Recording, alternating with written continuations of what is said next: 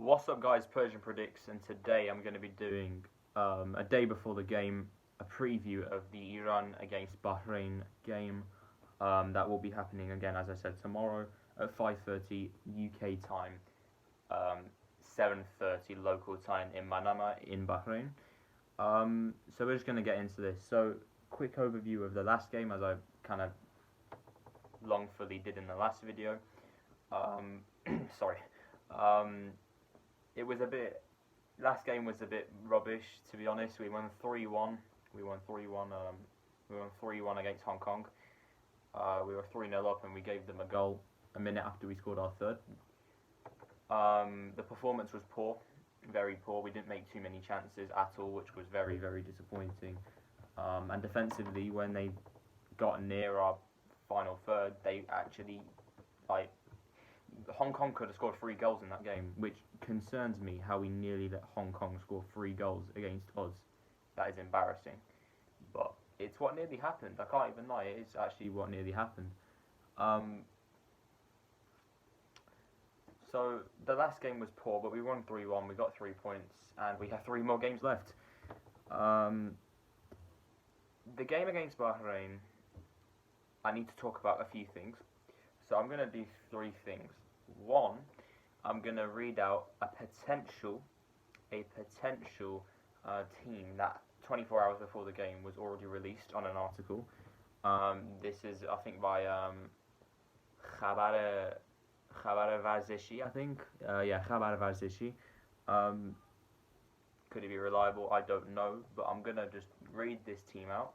I'll give you my initial thoughts of what I thought at the time, what many people thought at the time, and what I think now on reflection of the whole situation. So the first segment will be me reading out a potential team 24 hours right now that we actually already know, maybe. So I'll read it out. Alireza Beiranvand remaining in goal, sticking with the 4-4-2 as it seems, with a back 4 of Vahid Amiri left back remaining there, Shoja Khalizadeh remaining in his centre half spot, not next to Kanoni, next to Pour Ali Ganji, and instead of Sadegh Moharami, Siamak Nemati. In comparison to last game, the midfield 4, as in the 2 wide midfielders and the pivot. In the pivot, we have Ahmad Nourallahi remaining in his spot, with instead of Said Ezzatolahi, catch this one, Ehsan Haj Shafi as the captain. And then on the wings, we have Alireza Jahanbakhsh and Mehdi Torabi. I assume Torabi on the left and Jahanbakhsh on the right. And then up front, we have Sardar and Mehdi, as we always do. Now, I have many problems with this team. I'm going to leave the goalkeeper because I just have to accept the fact that Beiranvand will start every game. It is what it is. The back 4. Vahid Amiri remaining in his spot according to this. That pisses me off. I don't like that at all. He's 31, 32 now. He's, for me, past his prime. And if he's our number 1 left back choice for Iran, we're in big, big trouble because we clearly have managers that don't know what they're doing.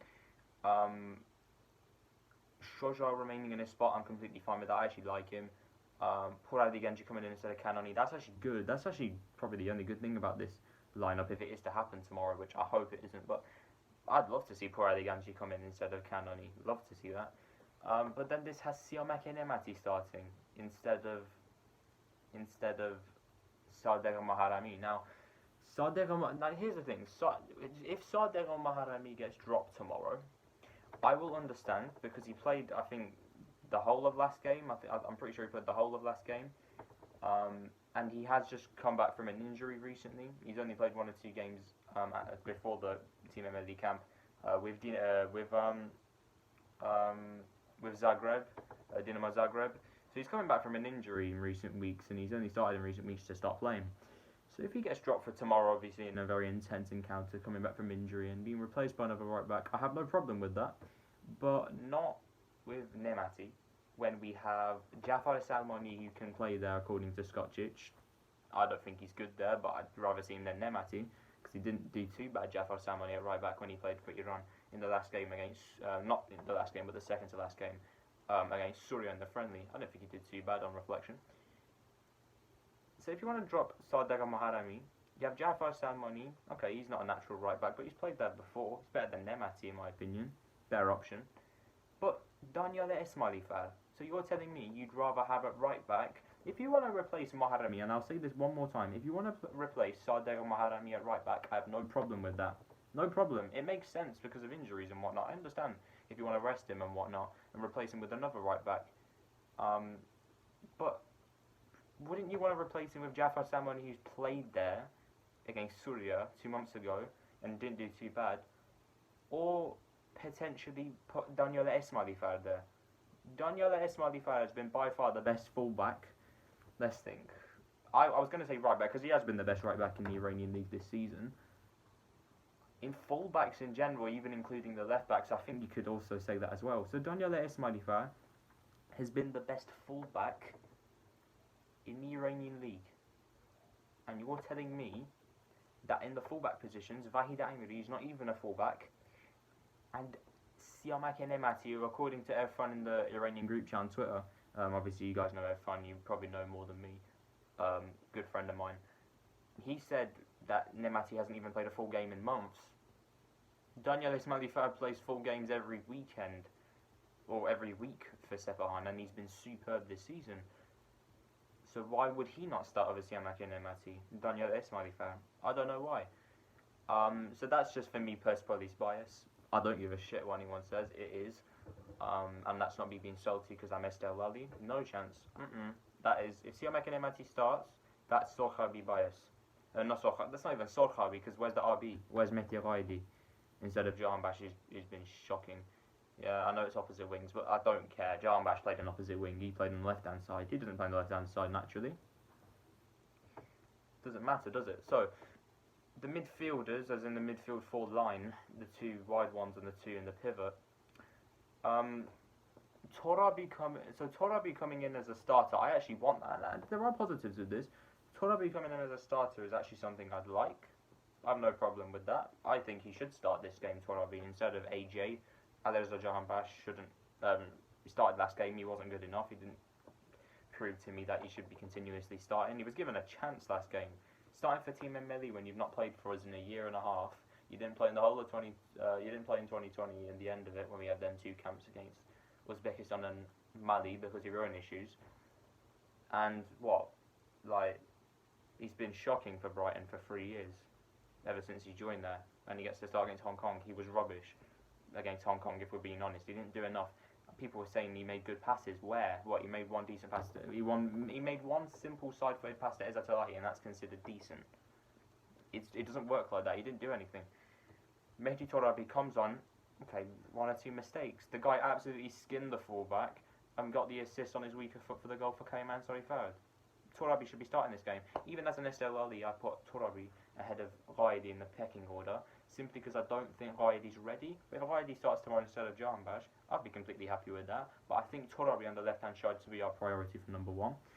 And that's my opinion. What do you lot think?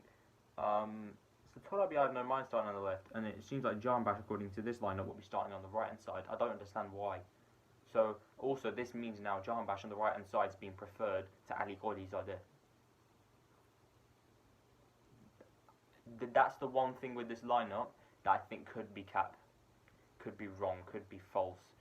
That would be one indicator that this whole thing is just a predicted kind of joke, to be honest with you. Anyway, so yeah, that they've got Jahanbash and Torabi playing on the wings, which Torabi on the left I'm happy with. Jahanbash on the right over Ghaidizadeh, you have something wrong up here. Ahmad Nurullah, he's staying in his role, in his spot. I think we can do much better than him. I don't think he's good enough. But we don't have too many other options, do we? We don't have Ali Karimi in the squad. We don't have Omidun Afghani, who I think would do a brilliant job in that role with his development under Maharam and Navid Kia. So we're going to have to stick with him. I have no problems with it, but I think for the future we have to get better because that guy's not good enough for me. Haj Shafi coming in. Now, here's the thing for me, right? I'm not even going to sit here and belate Haj Shafi. If you want to put Ihsan Haj Shafi into this midfield, okay, go for it. Not instead of Izzat Allahi, you fucking idiot. Yeah? If you want to put Ihsan Al-Hajjafi into this midfield, you put it next to Izzat Allahi, not instead of him. Use your mind.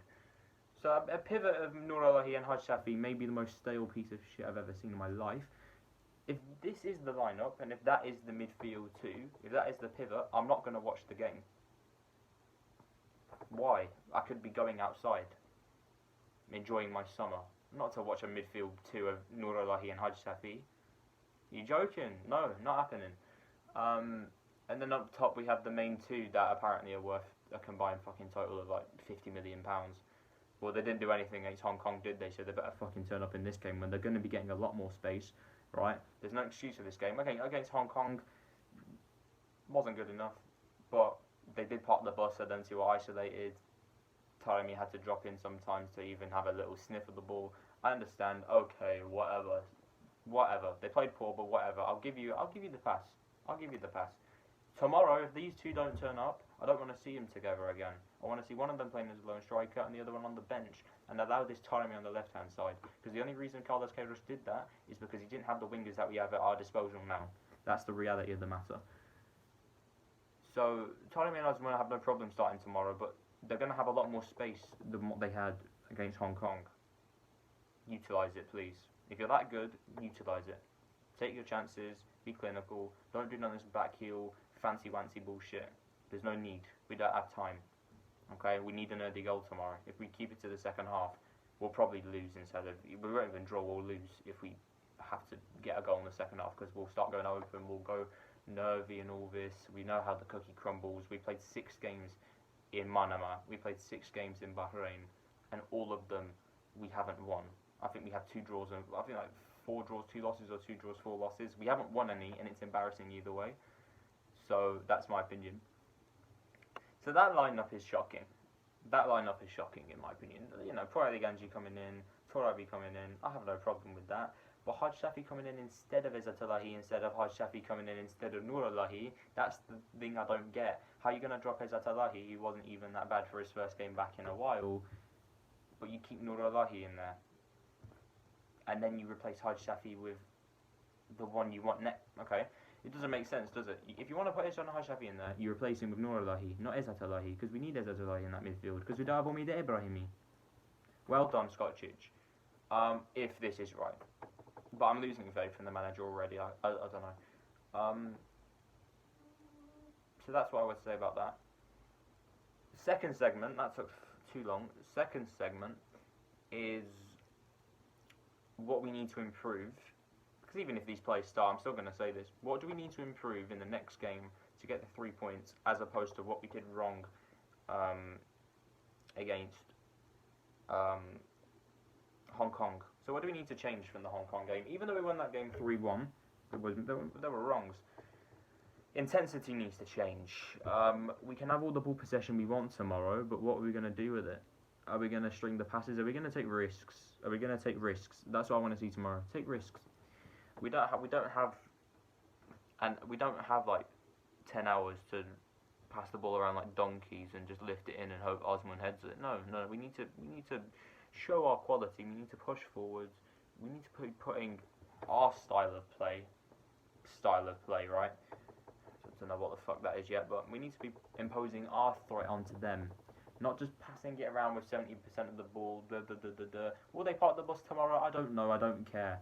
It shouldn't matter. With the quality we have, it shouldn't matter, because we have the quality to easily break this side down. We could be playing, for me, with Fula de Khuzestan's players, and we still should be beating them.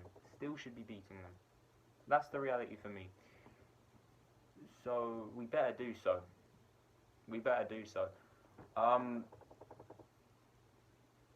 So that's that.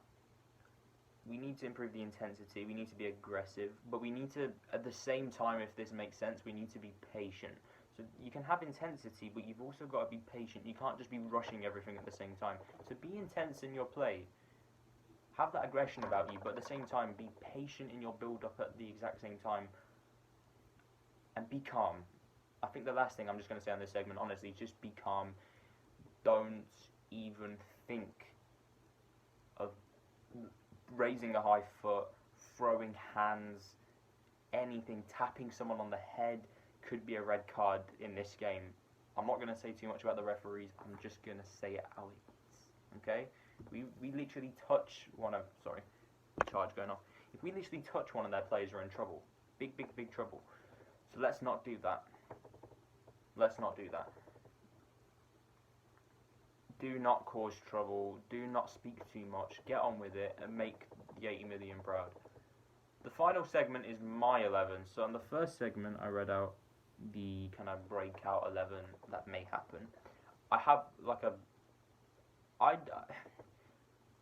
actually think it could happen. Unfortunately, I actually think it would make sense because Vahid Amri staying at left back even though he doesn't even deserve to stay in that spot could happen because he scored a lucky deflected goal, but he still scored. It counts as his, so he'll probably stay there. Shoja staying there makes sense. Pride Genji coming in instead of Kanoni, that's actually a good thing. Siamak and Emati would make sense for coming in for Moharami because obviously Persepolis bias, Karima Bagheri coming in. It just makes sense. There's that bias there. It's bullshit, but I'd understand why. I don't understand it. I don't understand why you put your country at, you know, I just don't know why you would put club over country first, but it wouldn't surprise me if them pieces of shit just did it for the Persepolis bias. No, so that's not surprising. Torabi coming in, obviously what he did with the assist, yeah, I'd actually want that to happen. Jan staying in there, he's a big name, he plays for Brighton, he does fuck all there, but he plays in the English league. Haj Safi, he's the captain, he's had like many years in Iran. Nurullahi, he's a person, boys, he can hit a long shot. Okay, he's world class. He can hit a long shot. Yes. And Taremi and Osman, obviously, I'm not even going to talk about. I'm not. Yeah. I mean, yeah. So that's that. That's literally that. That wouldn't surprise me if it happened. But the final segment is my team. So what would my team be? With realism in there. So with the fact. So this would be my team, but this is factoring in three things. One, we are going to play 4-4-2 even though I don't want us to. Two, Beiran Van will start in goal even though I don't want him to. And three, we will go with Taremi and Osman as a partnership in the 4-4-2 even though I don't want them to. So I'm going to include these three factors that I know will happen and I can't control, but the rest of it's going to be what I want. So what I want to happen, but factoring in that Beiran Van Sardar Mehdi will start and we are going to play the 4-4-2, factoring all them things, my lineup would be Beiran Van in goal. I don't want him to, but as I just said, Beiran Van in goal, Milad Mohammadi left back, Shoja Khalilzadeh, and yeah, you know what, Morteza Paradi Ganji, as this lineup says, that's completely fine to me. Right back, I would go with Daniel Esmaili Farr. I'd go with Daniel Esmaili Farr. I think the predicted lineup actually raises a good point, inadvertently, with the fact that Moharami may not be ready to play this game. Maybe not because he's recovering. So yeah, you know what? Beiran Van in goal, Mohammadi left back, Shoja and Morteza Paradi Ganji as the centre halves, and right back Daniel Esmaili Farr. In the 4-4-2, the line of four, the two wide midfielders and the two in the pivot. The right winger I would go with Kholizadeh again. The left winger I would go with Torabi. In the pivot, as much as I hate to say it, I probably would just stick with Izzatullahi and Ahmad Nurullahi because we don't really have too much other choice. And I just, again, as I said before, we're going to have to stick with Sardar and Taremi. So I'd want Beiran Van, Mohammadi, Shoja, Morteza Paradi Ganji, Daniel Esmaili Farr, Mehdi Torabi, Ali Kholizadeh. The same pivot of Izzatullahi and Nurullahi, and then the main two, Taremi and Osman. I think we can do better than that. I think if we had more players in the squad, like Ali Karimi or Midunur Afkan, if our manager had balls and would actually change the goalkeeper to Abedzadeh because he deserves to start, if he would actually have any balls to just go with one striker and change the system to a 4-2-3-1 or a 4-3-3, then it would be different. But the lineup I've given you, that would be it. That would be my opinion with the fact we're going to play 4-4-2 and the manager's obviously stubborn and just wants to go with the big names. I can't control it. It is what it is. So thank you for watching the video. This is around a 20-minute video. So yeah, thank you for watching.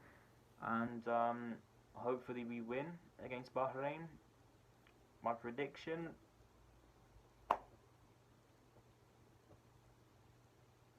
My prediction, 3-0 Iran. Despite all the negativity, 3-0, because I think the players will turn up, and I don't think this lineup will be the case.